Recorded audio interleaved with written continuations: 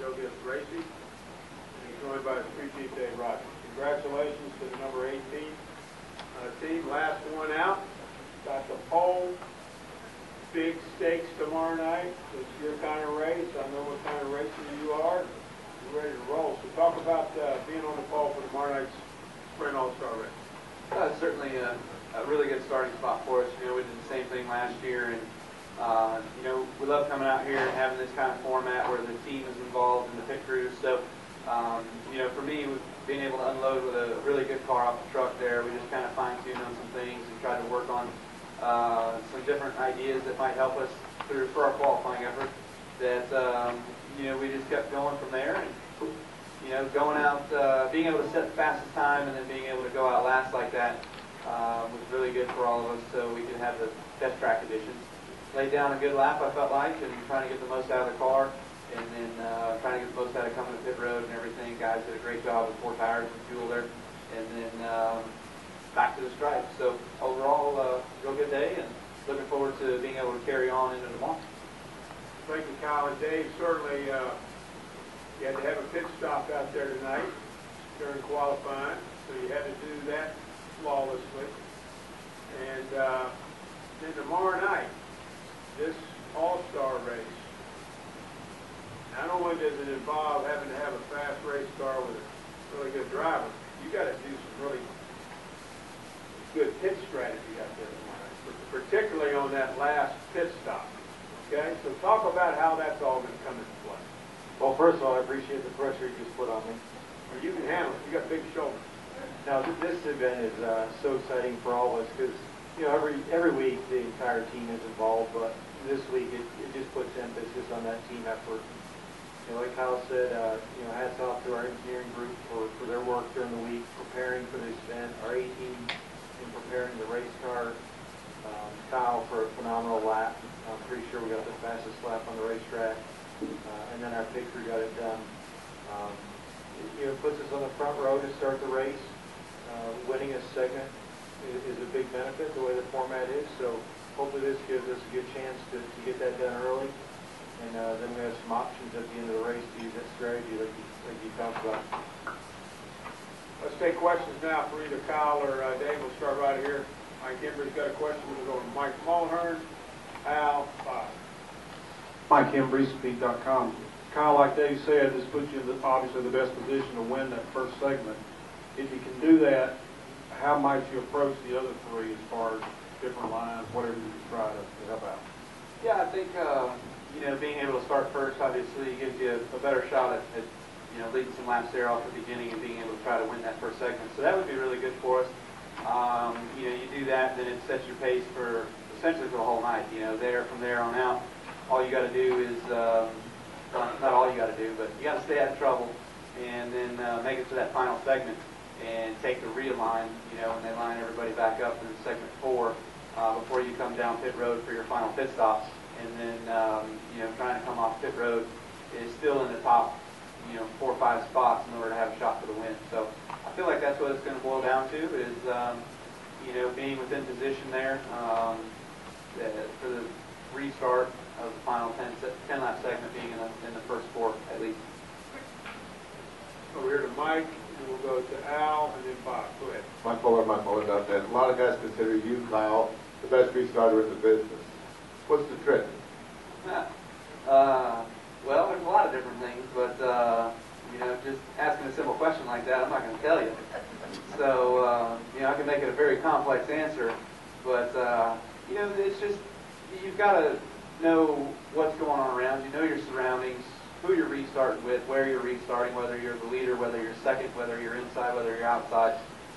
It's just all about situations and trying to figure out the best, try to figure out how to maximize your opportunity in the situation you're in.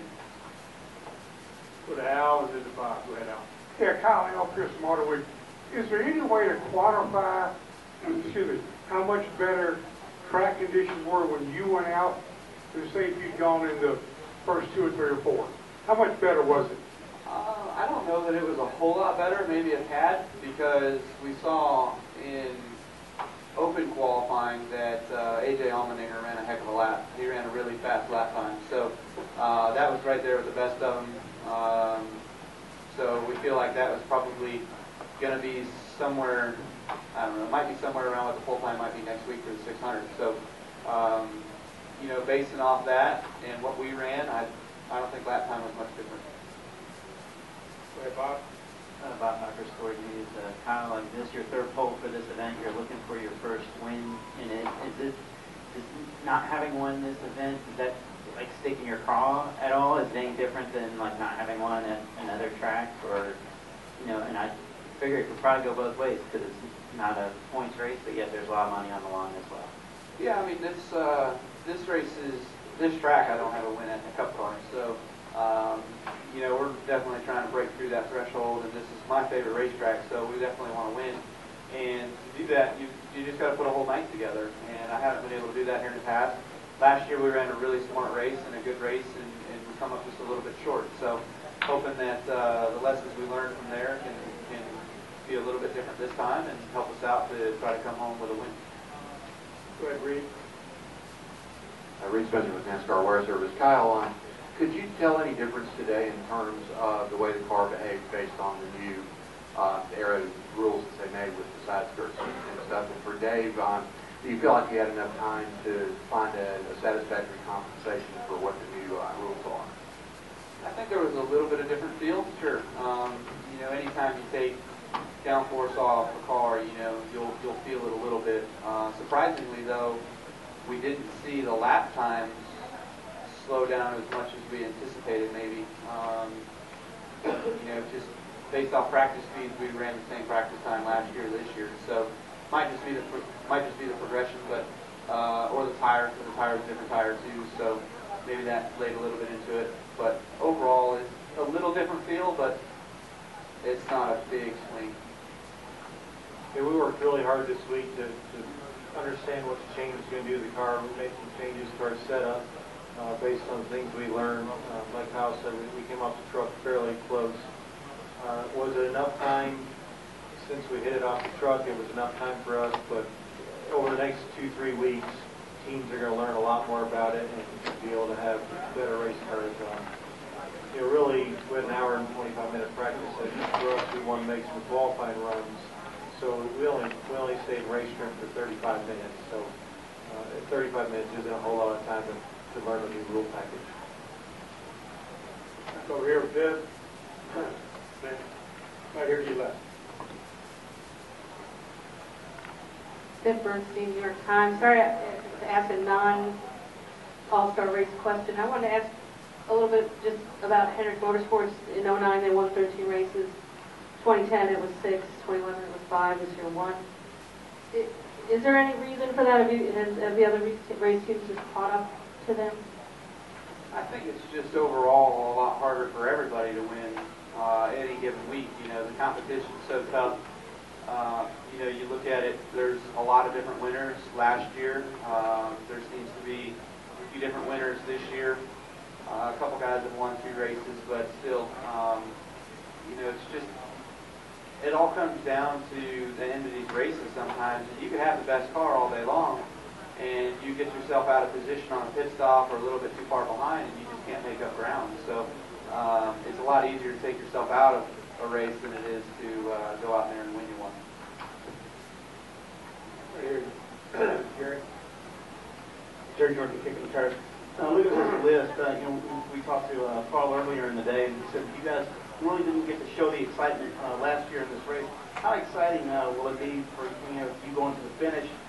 Say you're battling with one of your frenemies on this list here.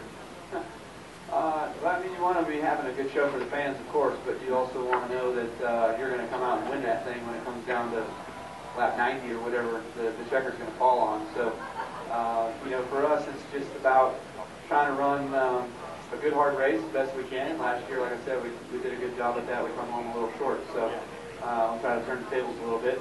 Maybe we'll be on the winning end. Question here, front row. Mike Neff, frontstretch.com. This is for Dave. Since they announced a new format for this, and they change the thing every year, have you gone through and come up with at least a preliminary plan of how to try to attack the race? I know races are dynamic and things change all the time, but knowing that winning a segment is important, have you kind of gone through some scenarios and what you're going to at least try to do to make that happen? Yeah, whenever you play a game, the first rule is to know the rules.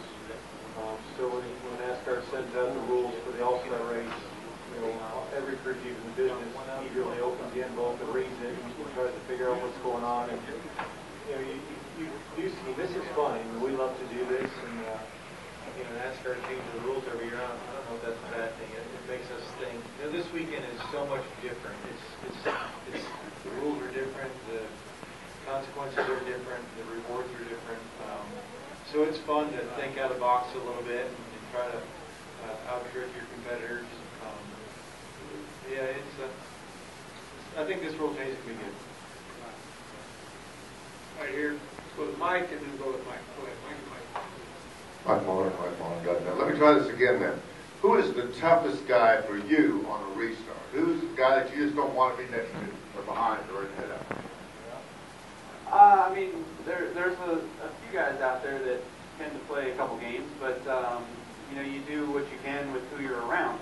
Again, and knowing that you've got to have clean tires and you've got to have a good gearbox, you've got to have all the tools that it takes in order to have good restarts. So, you know, to know that tomorrow night our most important restarts will probably be our first restart and our last restart. Those will be the most important ones, just making sure that you get it right and get the job done the way that it needs to, and you know, try to set sail. Make everybody else in the back put on the show. Mike Embry, Speed.com.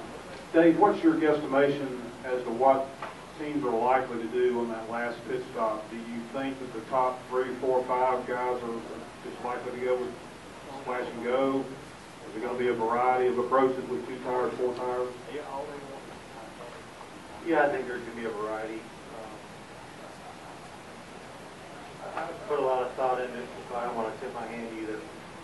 But, you know, there's $1 million on the line, so people are going to take some chances, right? If you're in the back, you've gone 80 laps and you haven't driven to the front yet, you're probably not going to put 4 tires on, drive to the front in the last 10. So you're probably going to stay out or stop in your box, get some fuel, and take off. So I think you'll see a lot of people gambling. Everyone's going to try to optimize their routes to win. Anything else? It should be interesting and exciting here tomorrow night. Kyle, Dave, congratulations to the number 8 team, M&M Toyota for Joe Gibbs Racing. Good luck tomorrow night.